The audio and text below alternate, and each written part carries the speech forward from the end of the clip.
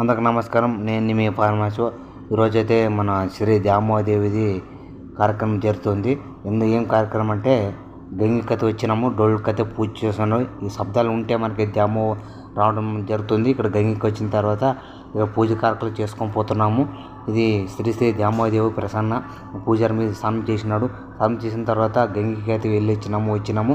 ఇక ఇది చూసే మంటలు దాని తర్వాత పూజలు వెనకనే ఉండాలంటే ఇది సాంప్రదాయం అంట. ఇక్కడ డీజిల్ వేసుకుంటే పోతారు. అక్షింతలు కూడా ఇచ్చినారు.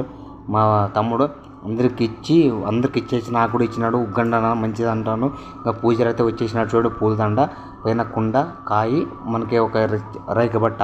మీరు చూసండి, లైక్ చేయండి. మా విలేజ్ ట్రెక్ చేస్తారు. మా గ్రామ పెద్దలు చిన్న పెద్దలు కలిసిమెలిసిగా పోతారు. ఈ సౌండ్ ఎలా కొడతారు చూడండి. వీటిని డొళ్ళు అంటారు, మీరేమంటారు కామెంట్ చేయండి.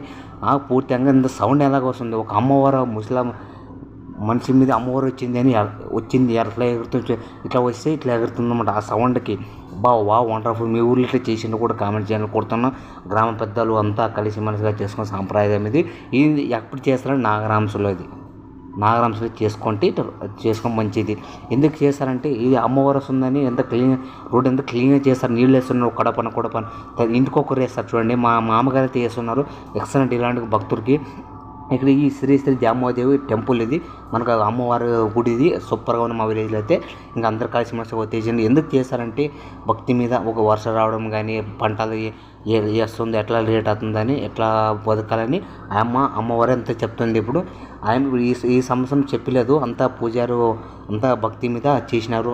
ఒక 5 సుట్టు తిరిగి ఇంకా పూర్తిగా అయితే గుడికి ఇచ్చేసినారు. ఇంకా గ్రామ పోతే అంతా మంగళ చేసి నెక్స్ట్ కథం బాయ్.